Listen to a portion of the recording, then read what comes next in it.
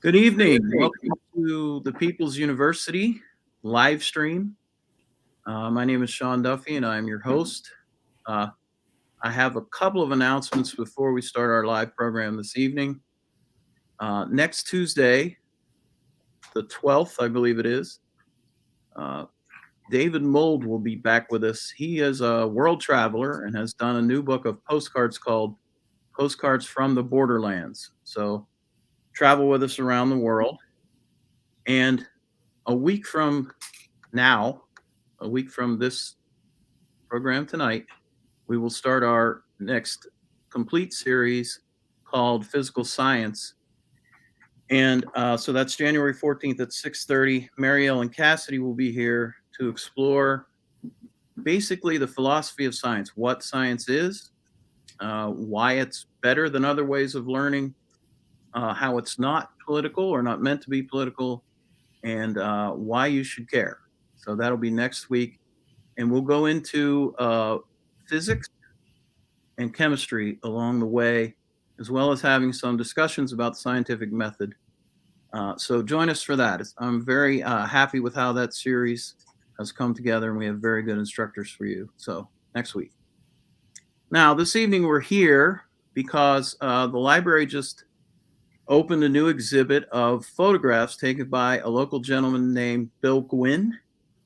And he was both a trolley car man and a bus driver before he retired, but he collected thousands, tens of thousands of photographs of trolleys and trains here in the Ohio Valley and elsewhere, as a matter of fact. One of the trolleys he photographed still exists, and as far as we know, it is the last wheeling trolley to exist, particularly one to actually run. And it is held, it lives, let's say, at the Seashore Trolley Museum in Kennebunkport, Maine. The story of how it got there and was restored to working condition is what we're going to talk to you about tonight with these two gentlemen you see. The museum, you can see their website, trolleymuseum.org. And the book that these two gentlemen wrote, I have a copy right here, Traction in the Panhandle, Wheeling, Transit in the Curbside Era, which is, I've read it, it's excellent. It gives you a good history of trolley cars and wheeling, as well as the restoration of this particular car, which they'll tell you about tonight. If you go to the museum's website, trolleymuseum.org, and go to the museum store, you can purchase the book there. And I will put that URL up for you later. James Schantz and Frederick Maloney are editors of the book that I just showed you. James is president and CEO and chairman emeritus of Seashore and number 639 sponsor. And Fred Maloney is a senior trustee of Seashore and a longtime member and contributor. Both were present during the book's production and ultimately took on the major task of weaving all the sub-stories into one coherent and informative story. Mr. Gwynn's photographs were key to the restoration, I understand, and they will tell you about that as well. So here are Jim and Fred. Well, thanks very much, Sean, and just to thank all of you for coming in and for giving us the opportunity to tell you a little bit about our museum and this special car. It's funny, here we are in far off New England talking about a piece of your local history in the wheeling area that had quite an interesting journey to get here, and it was a historically important type of car. So we're going to tell you a little bit about the history of the trolleys in the wheeling area. And it was an area that was rich in traction heritage, traction being the general category of streetcars and trolleys. So not only were they running in wheeling, there were a couple of operators in wheeling, a couple of companies operated, but they reached across into western Pennsylvania and into Ohio. And you're not that far from Pittsburgh, of course. Pittsburgh had a huge streetcar network, and there was a suburban network and countryside network called the West Penn, which connected Pittsburgh with many of the areas around there, including wheeling area. So it's a rich history, and one which we're happy to be able to capture and to tell you a bit about. The type of streetcar that we are featuring in this thing is this car you see here. You see it's number 39 if you look over the front window. And earlier it had been 639. We restored it back to that condition. But the distinctive thing, it was called the Cincinnati Curbside because it was made by the Cincinnati Car Company. And the curved side was the distinctive feature which allowed using a lighter gauge steel than be used otherwise. They patented that, but it was very popular with trolley companies throughout the Midwest as they ran into some financial difficulties in the 1920s. The cars were built mostly in the 20s. Ours was 1924. So with that, just a little bit of background, I just mentioned our museum as well is in Kennebunkport, Maine, which is about 85 miles north of Boston, about 30 miles south of Portland, Maine. And it is the oldest and largest trolley museum there is. It started the whole rail preservation movement in 1939 when it saved its first car, and it's been getting cars from all over the North America region and the world ever since. We operate about a 1.5 mile line, and we're open usually May to October or December for the public. They can see the restored cars and exhibits, the cars under restoration, and the take a ride on cars like number 39, 639. So with that, Fred is going to tell you about the history and scenes within Wheeling, and so we've got some representative pictures, and he'll give you some comments about the area they are. So without further ado, we'll move forward to this. This is a picture of Bill Gwinn, a longtime streetcar and bus operator in Wheeling, and he loved his subject, and he carried his camera to work for many years. Here's a picture where probably a coworker is taking a picture of him beside the streetcar. And this is the type of car we have in Maine. And he's in full uniform and on the Warwood line. I believe this view is at Warwood Barn, which still exists. Next, here we are downtown on Main Street, and this is near the Capitol Theater, I believe. And it's the car that we gained and restored, and there it is, an actual passenger service operating on the Warwood line. That was the line it ran on most of its operating life. Next, please. Yeah, just let me comment on this thing. One thing that's interesting about these pictures is they bring alive the urban characteristic of Wheeling. When you have all of these interesting buildings, even if they're not terribly tall, they show you an active street light and interesting architectural treatments as well. The awnings and the pre-air conditioned day and so forth, and people walking around more. And it may have been a time of a parade, because on the right-hand side, you'll see there's a U.S. flag that was out there. So who knows? Maybe we're near July 4th. Correct? Yeah, this picture was taken on July 4. Okay, that explains it. All right. And here we are with our car again in front of the Capitol Theater.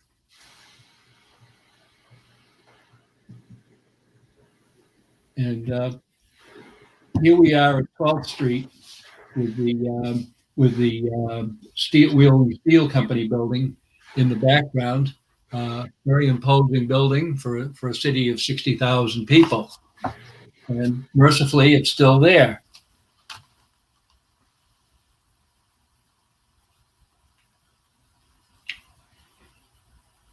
Here we are. This view shows a loading platform so people could wait in the middle of the street safely to board streetcars that ran only every so many minutes, and they didn't have to jump out into traffic.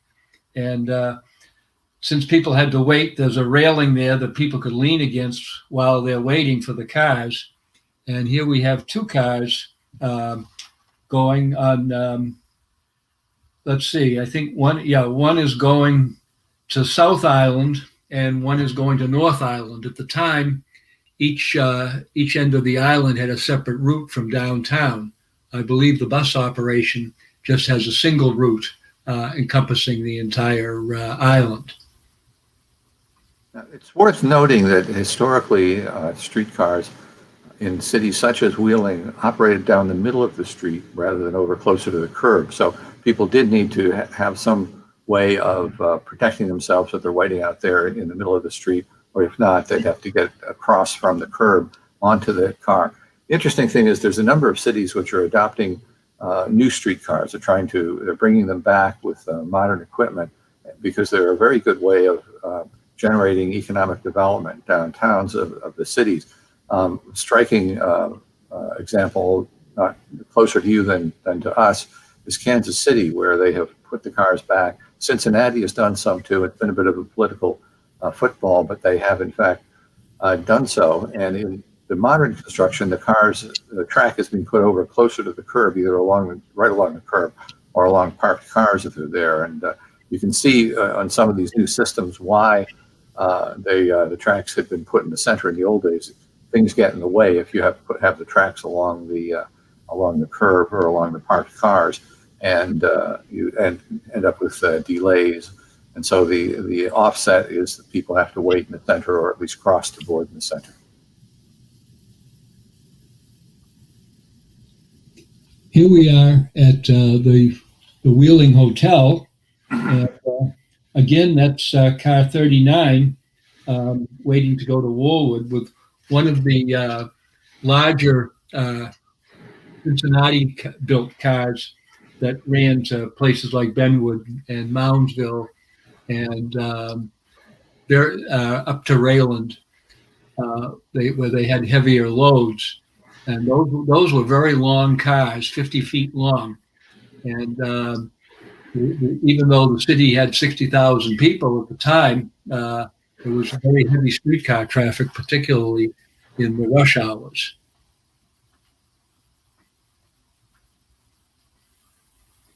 Here we are on the long right-of-way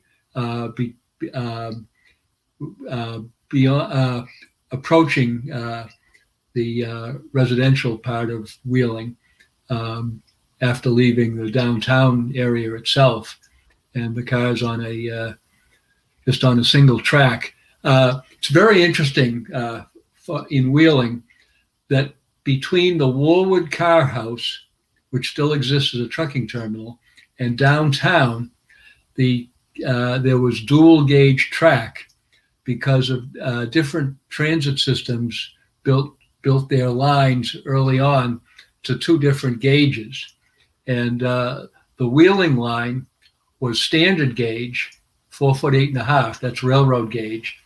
And the line in much of the city was what they call broad gauge, 5 foot 2.5. It's the same gauge that Pittsburgh has today, and Cincinnati had the same gauge. As a matter, had the same gauge with the old system, and so since they kept streetcars of both gauges at the car house, there was a third rail along this very long section to allow cars of both gauges to go to the car house. Next.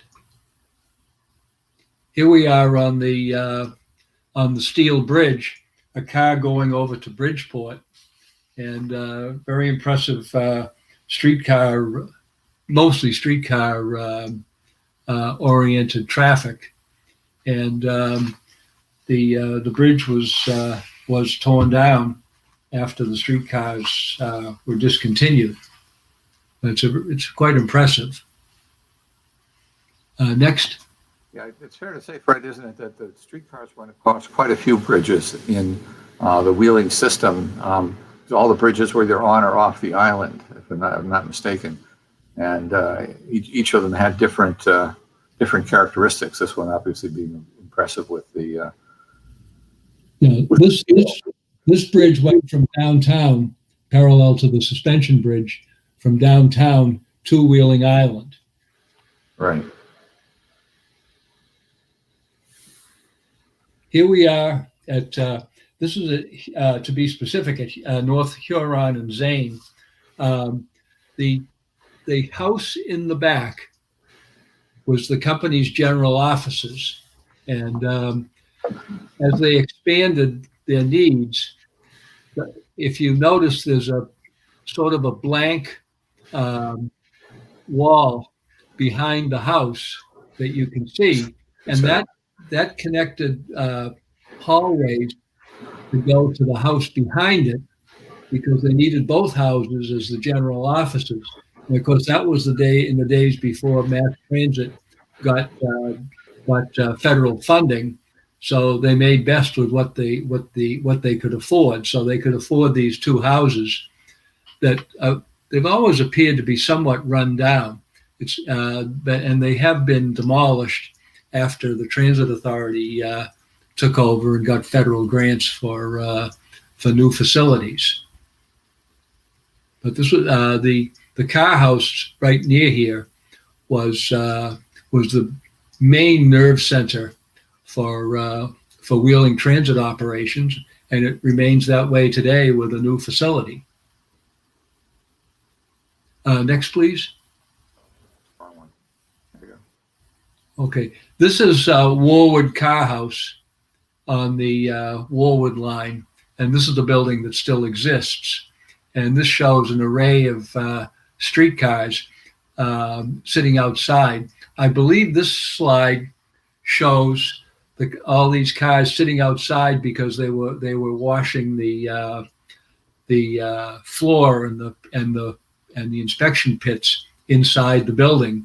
So all the streetcars were moved out to allow the troops to perform their duties. But it shows curbside cars, and then the big Cincinnati cars that ran on other lines. The Warwood line always had the curbside cars after they were introduced in 1924. The larger cars were built in 1917 after a major car house fire destroyed half the island barn, and it destroyed 29 streetcars. So they immediately ordered 30 new ones, some of which used some running gear from burned out cars. Next, please. This here, it's interesting. That's the Center Foundry and Machine Company building. And this company has been in business for well over 100 years, and it's still going. And there's a curbside car going, speeding along, and on the Warwood line, passing it. So very interesting to industrial heritage is continuing. Next, please. So Fred, maybe this would be an appropriate time for you to comment a little bit on the history and the evolution of the company from when the lines were merged to form in the early days and through their healthy days, then the decline and ultimately the replacement in buses, just to sort of fill in the blank with that. Well, it's a very complicated history, particularly for a not so large city. And there were various underlying companies that built routes. As I say, they weren't even all the same gauge. And ultimately, the big company radiating outward from the suburbs of Pittsburgh, West Penn Railways, bought the system, unified it, and then operated it for a number of years. But they didn't make much money at it, and they ultimately let it go bankrupt. And very interestingly, starting in the mid to late 1920s, quite a few cities in the population range of Wheeling couldn't afford to run streetcars anymore because there was all the maintenance of the track, the wire, the substations, generating electricity, and all this other expense. And also the streetcars weighed a lot more than buses. So moving them cost money if you didn't have a lot of passengers.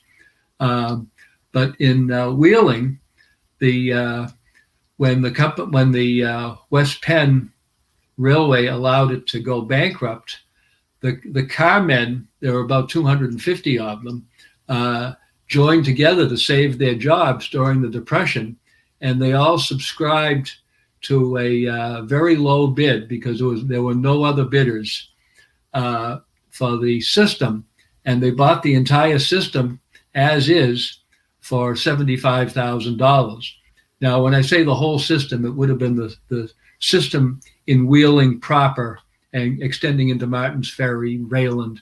The long lines up to Steubenville and so forth were retained by the West Penn, and they were within the next few years discontinued, and bus operation began. But the main streetcar company in the city carried on, and it was very interesting that they remained interested in streetcars as opposed to just converting to buses. And in the late 1930s, I believe it was 1937, they built a new semi-streamlined car. And then the next year, they took one of those big cars that we saw the pictures of in front of Warwood Carbine and built streamlined ends onto it. And it was supposed to be the beginning of remodeling the entire fleet, but they must have decided it was too expensive, and they just instead rehabbed the fleet as it was. So whereas many cities the size of Wheeling lost their street railways, it went on pretty well in Wheeling until after World War II. Yeah, it's worth noting, just to step back a little bit and talk about the general evolution of the streetcar as a mode of transportation, is if you go way back in the 1800s when roads were barely existent and certainly muddy in the winter, the first way people could get around, and very few people could afford a horse or a horse and wagon, but for the average person, the way they could get around was on horse-drawn omnibuses. These were like urban stagecoaches, the same thing we used to see in the Wells Fargo movies and cowboy movies and so forth. They ran around the downtown with a team of horses in front of them, but they could only manage a relatively small number of people, 10 or 15 in many cases. The next step to improve that, given the roads were bad, was to lay rails down and then put flanged wheels, like a railroad train, on these little coaches, and then it made for much less resistance. It was much easier for a horse to pull a car with steel wheels on steel rails, and so they could go faster, and they could also carry many more people for horse, for horsepower, in a sense, for the horses that you had. The horses, however, were difficult to maintain. You had to have huge stables, and they would get illnesses that would run through them and kill them all. So there was, for years, inventors were coming up with ways of propelling streetcars that didn't involve animals. And some tried steam engines, some tried things that burned naphtha, early gasoline engines, a variety of things, storage batteries, and batteries couldn't last at all. And so the breakthrough came when you could get generated electricity and disperse it around the system and put it through that trolley wire that you have up there and return it through the car's wheels onto the rails. And you could, the most successful early implementation of this was in Richmond, Virginia in 1888 by a gentleman named Frank Sprague, who got many of the key patents that would make the streetcar possible, and later rapid transit trains, subway trains, and so forth. And once the electric power became practical in small cars, they could then make much larger cars the size of these cars, which could carry many more people than the horse-drawn vehicles could. And at this time, there were not good gasoline engines, so buses weren't much of a threat until later in the 20s and then into the 30s. More powerful gasoline buses were developed, and then ultimately diesel buses which could then carry almost as many people as a streetcar in the early ones, and that's what did them in. But the days the streetcars flourished, electric streetcars, was the 1890s. And I like to say that the streetcar technology spread around the world in the 1890s, like the internet did in the 1990s. It was amazing that you would have the electric streetcars in some of the outposts of the British Empire during the 1890s. It didn't take long for that technology to get around. And so the streetcars had an advantage in how much they could carry. And so when there was lots and lots of people to carry, like there were in World War II or before people had automobiles, it was a really practical way to go. But as roads got better, automobiles got more affordable, and as I mentioned, the engines got such in buses that they could go, they started to take it over.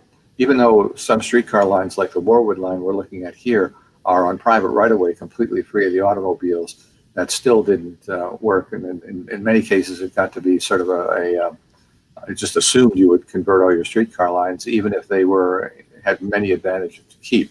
So the streetcars disappeared, and for a smaller city like Wheeling to last until 1948 is somewhat longer than some other ones did it as well. But by the 50s, all the large cities in general had gotten rid of them, just a few hanging over that had that. So say we're now having a bit of a rebirth of streetcars to help develop downtown. And so it's interesting to see how it's come full circle. Now, to talk about our car, 639, and its development, I believe the way we became aware of this was one of our members named E. Mac Palmer happened to drive by this in Little Hocking, Ohio. And it turned out a dentist had bought it and put it in his backyard to store materials and so forth in it. Now, this is a picture was taken, I believe, in 1957, and it's only 9 years since the streetcar stopped running in Wheeling, which was 1948 is when they had stopped running. This poor thing had been sitting outside there since then. It's unbelievable how much it suffered. I mentioned earlier that the curbside design was very practical, and it's what made these cars distinctive. As our museum was developing and obtaining streetcars before they disappeared, our sort of architect of the history, his name was Dwight Benton Minnick from the Twin Cities originally, and then landed in New England, the Boston area. He tried to identify cities that had very distinctive cars, like Chicago had big cars, Boston had these trains of center entrance cars, and so on. There were unique types, and they were associated with the city. And then there were also types that were used in multiple systems, like the Cincinnati curbside car. There were several dozen operators in the Midwest who had these cars, and the advantage they brought is what I mentioned that in the 20s there was bus competition, an automobile competition was starting to take passengers from the trolley companies, which then were private companies that had to make money to succeed. One of their biggest expenses was electricity, and another was maintaining the tracks and keeping them going. And heavy streetcars could cause heavy electricity usage and heavy damage and wear to the tracks. So Cincinnati came up with this car using the curbside, and I'll show you some pictures of the significance of that. They allowed using lighter steel, and they made a lot of aluminum parts on it. Aluminum's lighter than steel, and some wood parts and so forth. They were able to bring the weight way down on the car, and it became much cheaper to operate. And so that's what made it so attractive in the many cities that adopted it. So our goal with our streetcar planner I mentioned was to represent the major types, and this clearly was a major type. The fact that it came from this interesting area of Ohio, West Virginia, and Pennsylvania, where so many lines crisscross the area, so many traction lines, it's also representing an important region. And beyond that, we at our museum had a restoration activity, so we had lots of cars by this, but until the time of this, which would have been the late 60s, the time we got working on this, it worked mostly on wooden cars. We didn't have steelworking skills, but we did finally develop some steelworking skills and saw this car, which was steel riveted together, as a way of really demonstrating how well we could do on fabricating cars or fabricating the restoration pieces needed to keep the cars going. And those are the factors that brought this car together and then the project together. Now, some members of the fleet didn't fare quite as well. If you'll notice, this is the junkyard. And if you look through the tree, I think there's an automobile sitting on the roof of the streetcar. But one of the sister cars was there, obviously not going to be restored. But Fred and some others went there and got parts off of it, right, Fred? What were you able to get? Yeah, I went down to that's where I met Bill Gwinn, and he sold me innumerable pictures for about 15 cents a piece. And he had known this particular car still existed, because I told him that we were lacking some unique components on the car, and the idea of making castings and so forth wasn't on our radar screen at that point. So he and I drove out here, and the junk man was very cooperative. He let us take whatever we wanted, and then we built a crate in Bill Gwynn's basement out of wood, scraps that he had, and sent it to my house by Railway Express. And so parts of this car are now on car 639. It was very handy to have the availability of them as things turned out.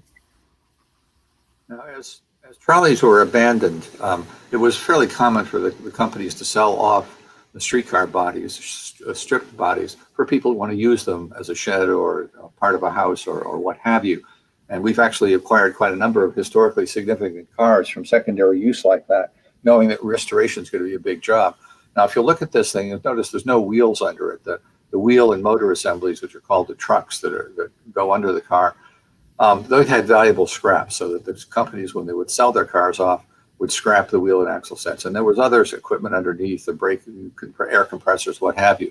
All that stuff would get scrapped, and other things, as you can see, would deteriorate or be missing or vandalized, what have you. So if you're planning to do a good restoration, doing what Fred did with Bill Gwynn's assistance of getting parts allowed us to complete the entire thing.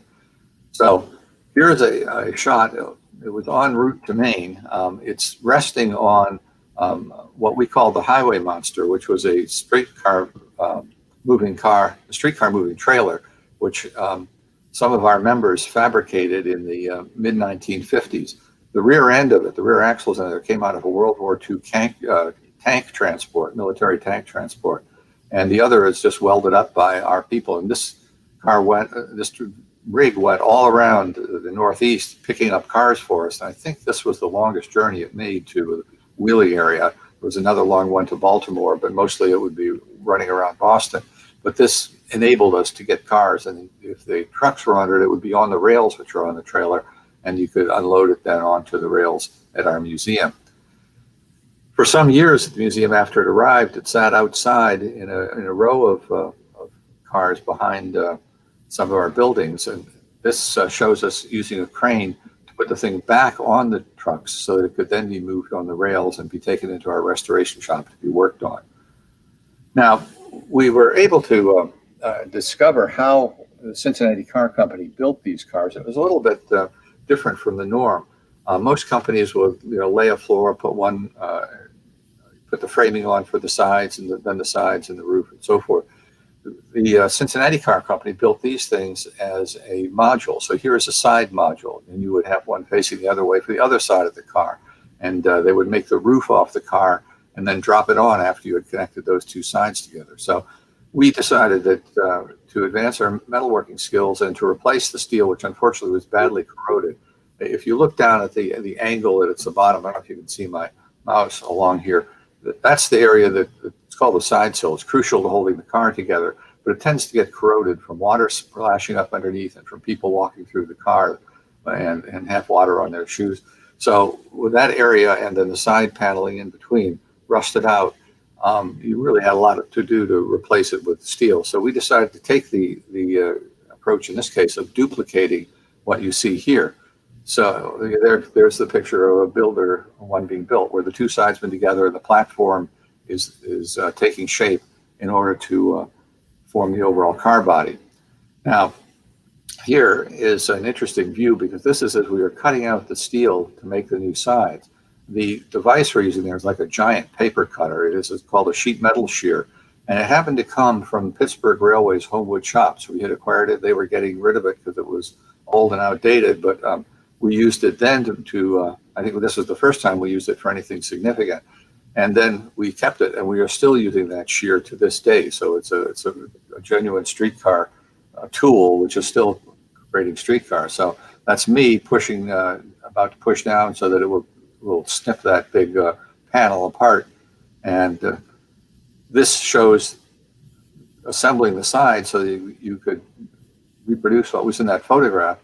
And what you have to do is make all the pieces and then drill the holes where the rivets are going to go, bolt them up temporarily. So what you see in those vertical lines is bolts, and then go past it and rivet it. And here is the riveting operation going on. This was something we were proud to redevelop, the ability to do this. The gentleman in the gray shirt who's behind, facing his back to us, his job is to heat the rivets. So out of the picture, there's a place with an oxyacetylene torch heating rivets. And so when the thing gets to be cherry red, and I hope you can see right there the little dot of red, he grabs it with a pliers, takes it, sticks it through one of the holes that's appointed. The gentleman to his left, you can just see in his right hand, he's got this big piece of steel there, where it's about a 2-foot long piece of steel, very heavy, which has got the indent for the head of the rivet.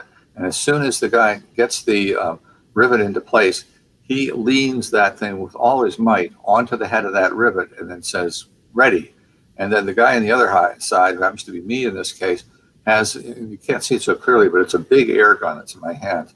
And so as soon as he says ready, I will take that thing and aim it at the glowing red shaft, hit it with the repetitive air pressure, or the motion of the air pressure in the die that forms the head of the rivet, and that pulls the thing together. Then what happens is the rivet cools, and cooling causes it to shrink, and that pulls the steel closer together. So it's actually a very good way of faceting things together, since you get such tight joints. So here is the side after we had driven God knows how many rivets, but lots and lots of them to make those pieces.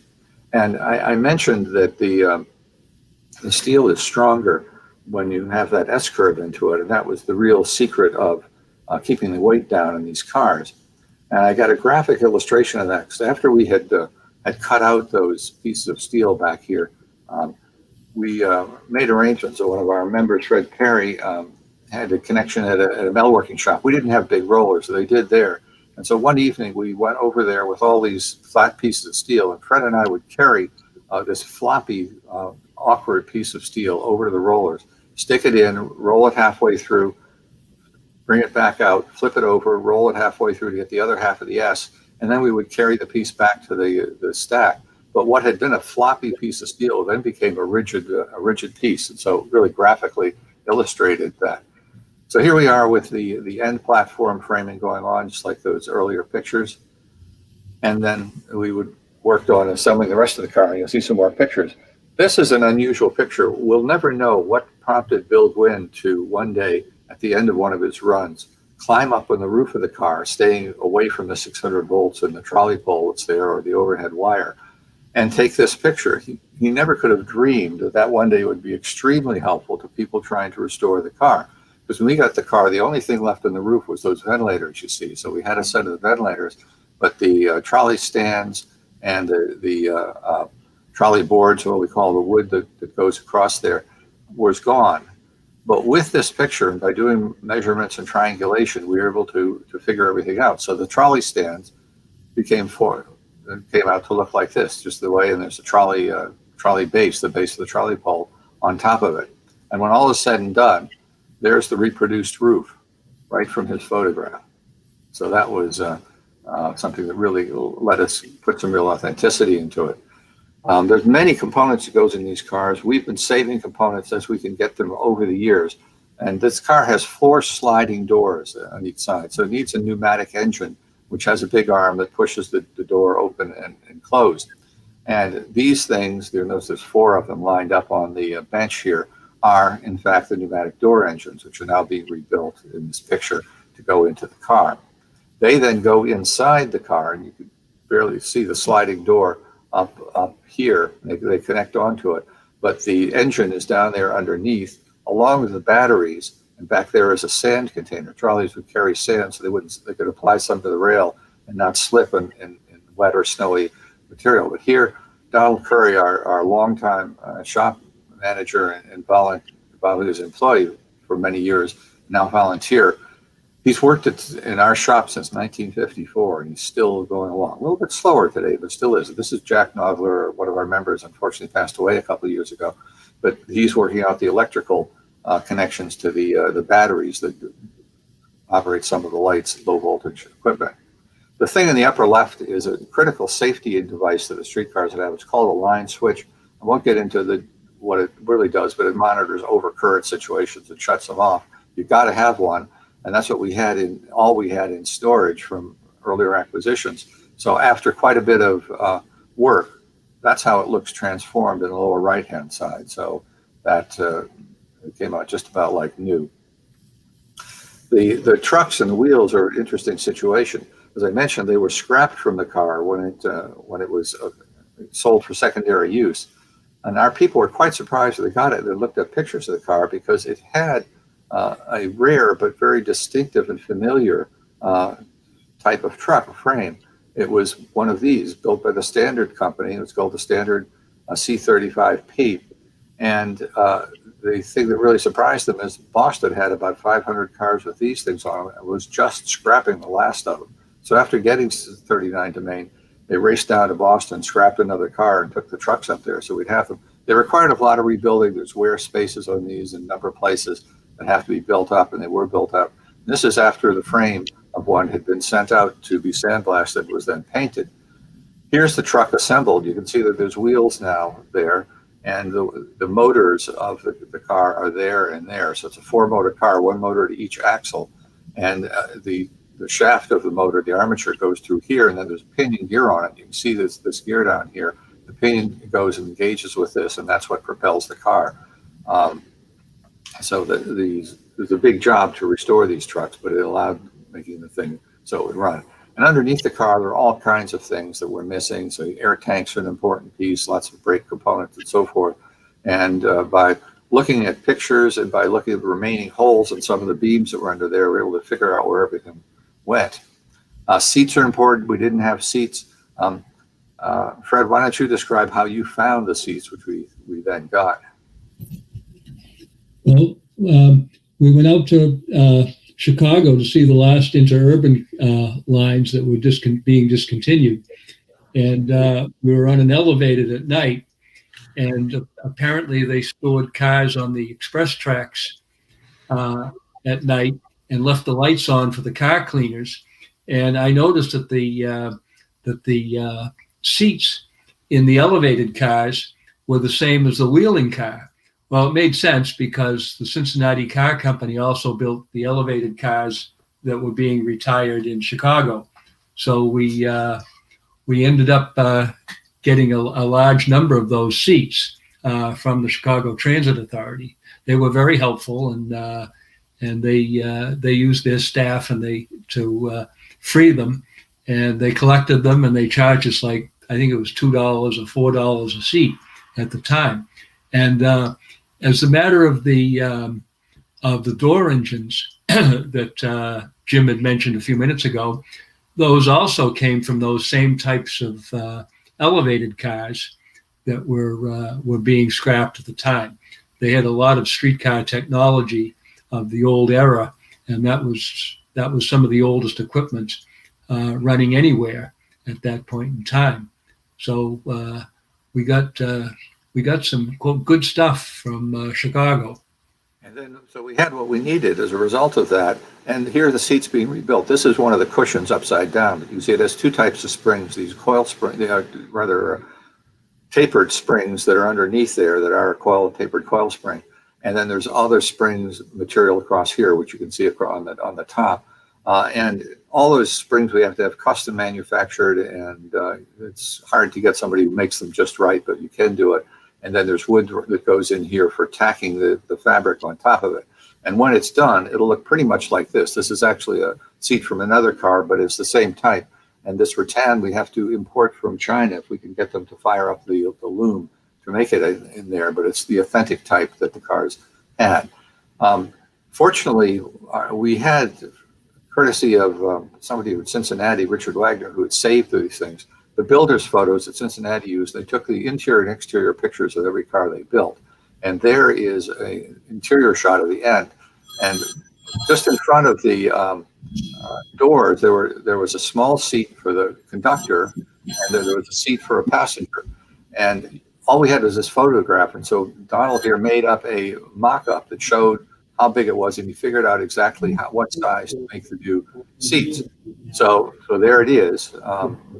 Varnishing the seat on the right. You can see it's been sanded after it's been varnished, and then an upholstered seat will go on its left. But that's how you had to piece things together from photographs or what have you.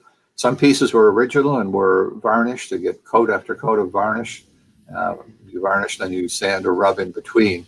And these are covers that go over the sliding doors, the mechanism at the top on each car. The sides, on the steel side, to the outside, you then had some cork insulation and this fabric on top of it, somewhat like masonite with a fabric on it, and then the steel pieces down there.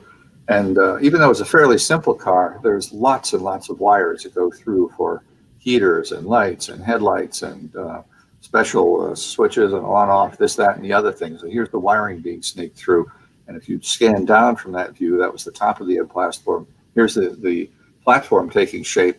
The black green thing on the left is the controller, and that's with a handle on it with the motorman would operate. And it switches resistance in to make the car go faster or slower. The 600 volts going through that thing, so there always would be a careful cover on top of it to make sure it's there. You see the pipes going up in the middle there. The brake valve will go on top of it. That is for stopping the car. That wheel is the parking brake or emergency brake. We didn't have wheels like that. We looked around, and our friends at the Tramway Museum in the UK were able to find 2 of these for us. They came from cars from Lisbon, Portugal. So those are well-traveled parts to get to our restoration. And here's the end put together. You can see where the switches went up over my head, where the wire's there, and the controller's in place. And I'm taking the thing on a test run. And in the lower right-hand corner, there's Fred, as a matter of fact, riding along after we've done so much work in the car. And you can see a fare box on the left that's on the stanchion, clips onto the stanchions, and could also clip onto stanchions between my legs there. They could run the car with either 1-man or 2-man, and it would move the fare box particularly. Here's what the inside looks like. So there's those seats again we saw that were being made. This is the builder's photo, again, helpful to us to figure out where everything went. There is the interior full of people. This happens to be the day that we dedicated the car and had its first run in passenger service. So you can see it was quite glistening with quite a few people happy to be riding it. And here it has just made its maiden voyage out to the end of our line called Talbot Park. The gentleman who is leaning on the car and who we asked him to operate the first trip out there to have the honorary operation as motorman is one of the 2 people who went out in 1957 to Little Hocking, Ohio to bring the car back. So it was appropriate that he operate the car when it became operable the first time. And so now the car is used regularly in service. You can see there's quite a few passengers there in front of our visitor center. And it's a colorful addition to things with quite a bit of history to it. So that's kind of a thumbnail sketch of the restoration of this car. If you'd like to learn more, we encourage you to read the books. We have more detail on all the work that was done to it, and a lot more detail on the history of the transit and streetcar lines in Wheeling. So that is it. So Sean, we're ready for questions if there are any. Could I make a comment first? Oh, sure. Yes. When Jim was talking about the different modes of power to allow early cars to move, one of the things that's very interesting is that Wheeling, a city of its size, had a rather unique operation from the Wheeling Public Service in going out to Hornbrook Park. They ran steam dummy trains of streetcars, multiple cars on the line that ended up being the Elm Grove line and beyond.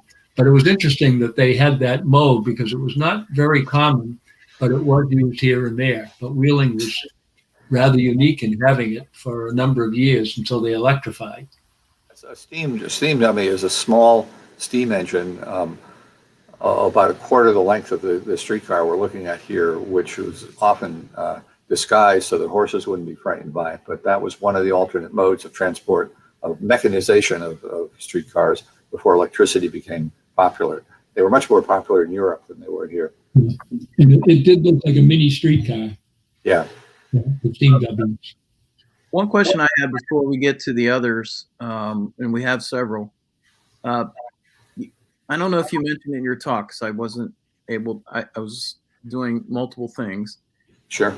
The Pennsylvania Trolley Museum. They were able to help you out. Yes, you're right. Yeah, thank you for mentioning that again. In Washington, PA, south of Pittsburgh, is located a trolley museum called the Pennsylvania Trolley Museum, and they have been very helpful to us in this project. They helped us get historical information, and also it seems to me there were some parts that came, and they're just a source of knowledge since they are restoring cars from that area. I might say that this is not only the only Wheeling car that survived, it's the only operable one of the classic Cincinnati curbsides. And these cars were so popular, I neglected to mention this, they were called rubber stamp cars because it's just like you stamped it and one came out that looks just like this. This is the only one that is in fact in operation. There was a more modern version, which the West Penn that served Wheeling and Pittsburgh, that they came out with shortly before they stopped making cars around 1930. And the Pennsylvania Trolley Museum's done a very nice job of restoring that car, number 832. I had the opportunity to tour their facility, and it's really nice. If you haven't been there, people in Wheeling, it's just 25 minutes up the road. Yeah, it's worth the trip. Yeah, you can ride a real trolley. It's great. Yeah, without coming all the way to Maine. So, but we'd love to have you in Maine also. Having said that, I think this is a good excuse for many people from Wheeling to go to Maine, including myself, see the last Wheeling streetcar. Along those lines, we have people thanking you for caring for number 639. And so let's get to some questions. Here's one.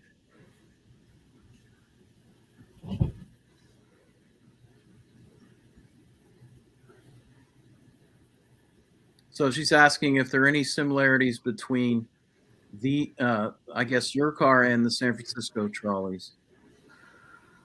San Francisco has the famous cable cars that go up and over the hills there, pulled by an underground cable. So that's entirely different. They're smaller. They have historic electric streetcars, many cars about the same age as this, that they run on Market Street and on the Embarcadero. They're not running now because of the COVID crisis, but they have quite a fleet. So they have some that are somewhat similar to this with the Municipal Railway of San Francisco. I had some cars that were kind of like this, but with a flat side. If you happen to notice those cars that Fred pointed out, it's the earlier Wheeling pictures of the slightly larger Cincinnati cars. They have cars that are more similar to that from San Francisco. They have a variety of things. They don't have a curbside. I'm sure if we offered it to us, they would love to have the thing, but we're not going to. So. Yeah, I think a lot of people maybe don't know that the trolley is the device that connects on the cable above the car, as opposed to what you said, the cable cars that run beneath. Yeah. Right, and that's a continuously moving cable, so the car grips it to go and then lets go of it to stop, whereas the trolley wire here is that pole you see on the roof going up to touch the wire.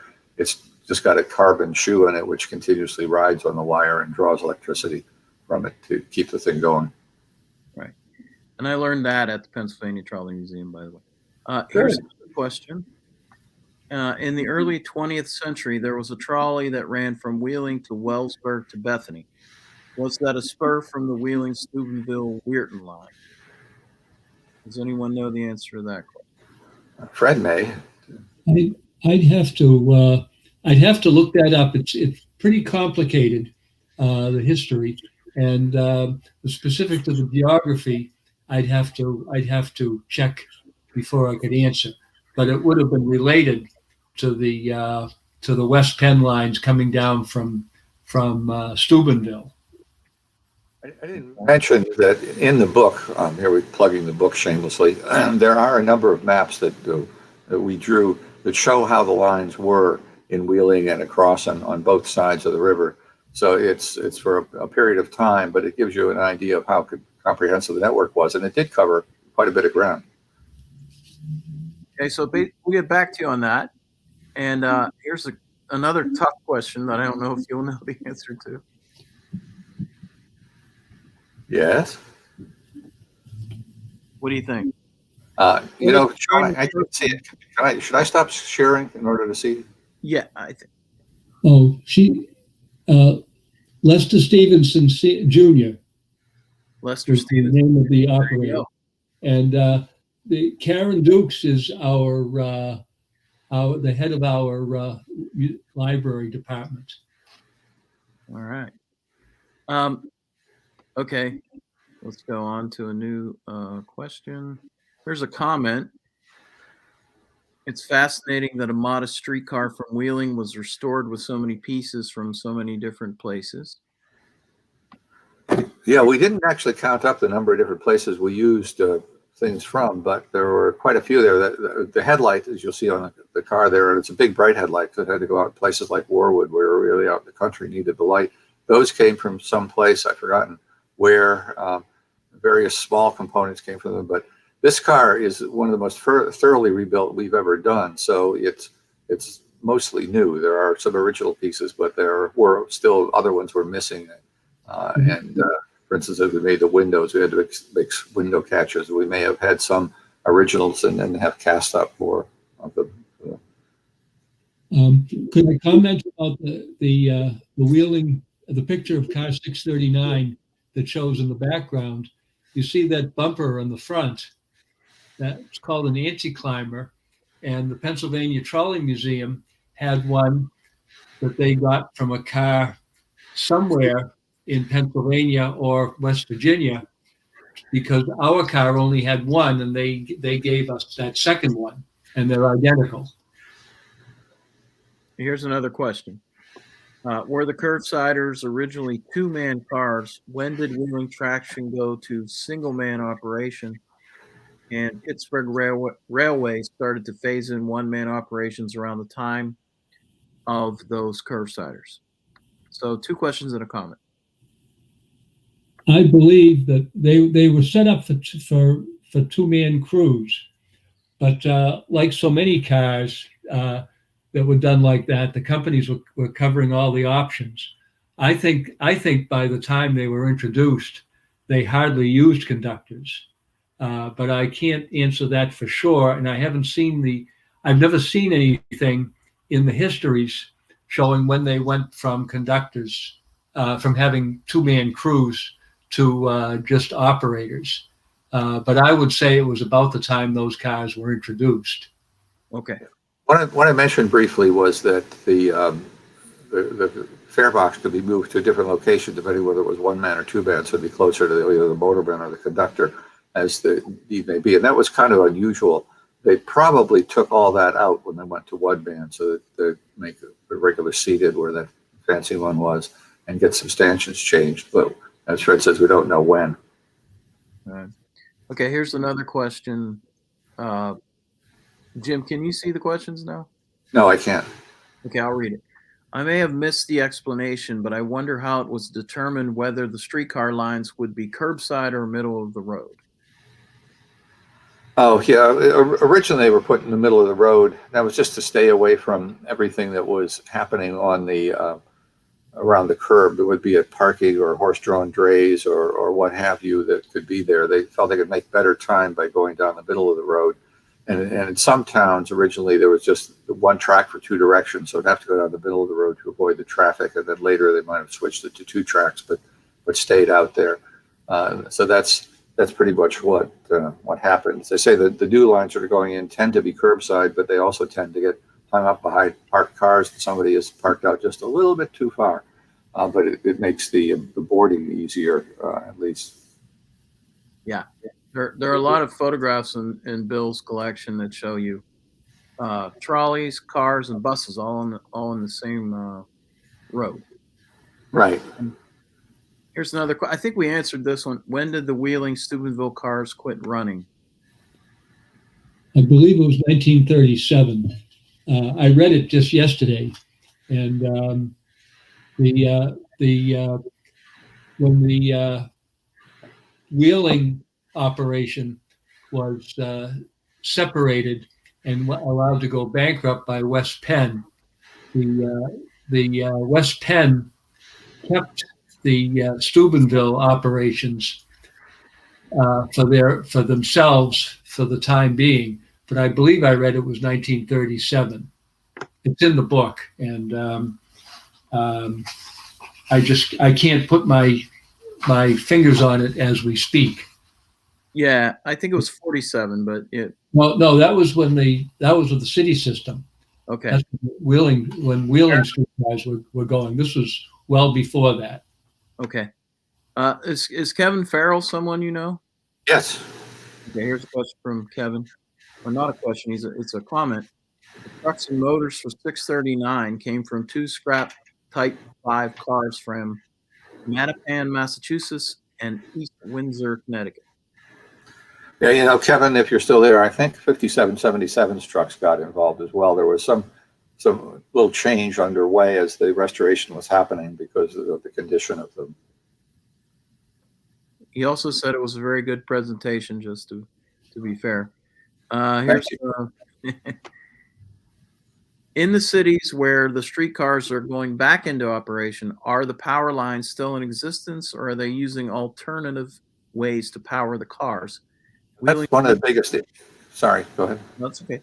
Wheeling power lines were taken down in the 60s, I believe. Yeah, they were taken down when the streetcars were eliminated. Yeah, in 48. This issue is one of the most active ones in the industry right now, and I participate in industry panels that are working on all of this. And most of the lines that are being run today do still have overhead wire with them. They have a slightly different device to get the electricity. It's called a pantograph. It has a wider top than this, but it's the same principle. But what is being developed more and more is battery-powered cars for part of the operation. Battery technology, as you know, has really been growing by leaps and bounds in terms of the capacity. I mean, they tried battery-operated streetcars between 1901 and 1910, and they could like two trips down the line, and the batteries were dead, and it'd take hours and hours to fix them, to charge them again. But today, the batteries are much better. So a number of the new lines that go in have at least an area, or several areas that don't have it. So there's one in Dallas that goes out to the northwest that goes across a long bridge. It's sort of a scenic bridge, and there's no wire on that, on the line that crosses it. And in Seattle, they have a line that goes up to First Hill, and it bypasses a crossing of trolleybus wires and uses battery power for part of that. So it's going on. And there's a system in Europe with a little contact rail down the middle of the 2 running rails, and it's controlled by electronics, so it only is energized when the streetcar is over it. And they have a shoe underneath the car, the center of the car, that drags the power. It gets the power as it goes across these energized sections. It's a number of cities have adopted that, including a couple building new lines in South America recently, but it's a French system. Could I comment?